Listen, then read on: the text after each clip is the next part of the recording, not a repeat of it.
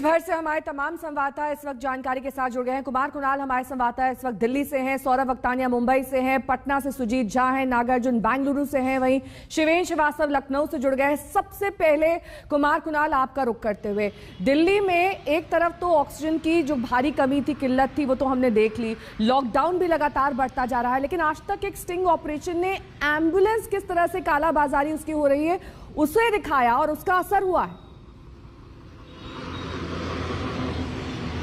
बिल्कुल, और ये बड़ी बात है कि जिस समय आपदा है उस समय कैसे काला बाजारी करने वाले अपने लिए अवसर ढूंढ रहे थे, और इसी का पर्दाफाश हमने स्टिंग ऑपरेशन के जरिए किया कि कैसे एम्बुलेंस के नाम पर हजारों लाखों रुपए वसूले जा रहे हैं। महज कुछ किलोमीटर के लिए लोगों को इतना ज्यादा सताया जा रहा है, तो उसको तो हमने सामने लाया ही, साथ ही साथ सरकार ने भी ये कहा कि आपदा के समय इस तरीके की जो कालाबाजारी कर रहे हैं उसके खिलाफ सबसे सख्त कार्रवाई की जाएगी।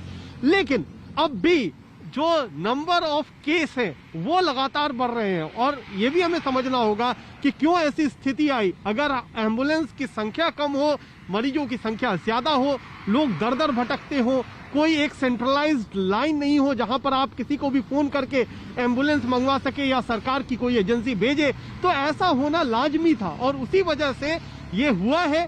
और इसीलिए जब कहा जाता है कि तीसरी वेव आएगी तो कैसी तैयारी होनी चाहिए, तो ये दूसरी वेव का सबक है जो कि हमें सीखना चाहिए कि ऑक्सीजन की कमी से कैसे दो चार हुआ जाए, एम्बुलेंस की कमी से कैसे दो चार हुआ जाए, और साथ ही साथ जो बेड की क्राइसिस थी जो कुछ दिनों पहले तक आपके पास सौरभ अक्तानिया हमारे साथ जुड़े हुए हैं मुंबई से। सौरभ, उद्धव सरकार ने मान लिया है कि तीसरी लहर तो आनी ही है, ऐसे में मुंबई और महाराष्ट्र के तमाम शहरों में किस तरीके से तैयारी की जाएगी?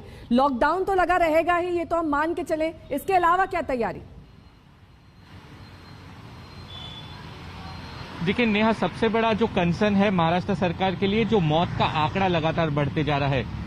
कल पूरे महाराष्ट्र में 920 से ज्यादा लोगों ने जान गंवाई, और इसी के बीच अब जिस तरीके से थर्ड वेव का जो खतरा बन रहा है, सबसे पहले तो ऑक्सीजन की तैयारी सबसे बराबर से होनी चाहिए। देखिए महाराष्ट्र इस वक्त खुद के दम पर 1200 मैट्रिक टन रोजाना तैयार कर रहा है, लेकिन उद्धव ठाकरे ने कल साफ कह दिया कि इसे और इसकी क्षमता और बढ़ानी है, और अगले एक महीने में 3000 मैट्रिक टन रोजाना निर्यात किया जाएगा, ऐसा उन्होंने दावा किया है।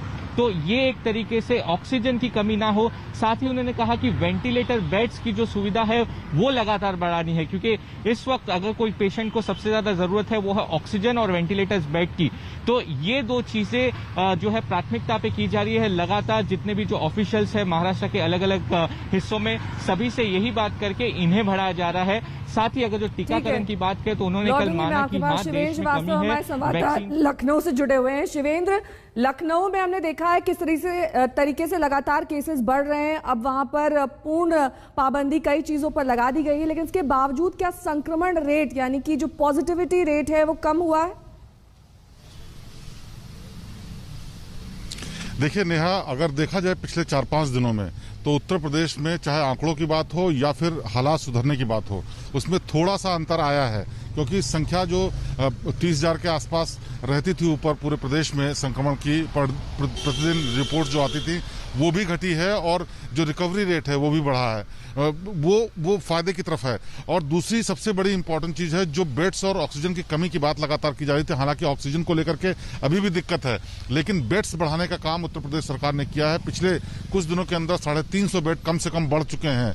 वो डीआरडीओ का जो अस्पताल था वो शुरू हो गया, जिसमें 500 बेड होने थे, उसमें 250 बेड ऑपरेशनल हो गए हैं। इसके अलावा एक कैंसर अस्पताल था, उसमें भी 100 बेड्स बढ़ाने की बात थी, उसमें 80 बेड्स ऑपरेशनल हैं, जहां पर मरीज जो है भर्ती होकर के अपनी जान बचा सकते हैं। क्योंकि अभी मुश्किल जो आ रही थी, इन चीजों के अभाव के चलते कई लोग बगैर इलाज आपकी जानकारी से मालूम पड़ता है कि स्थिति पहले से मामूली सुधार है, थोड़ी सी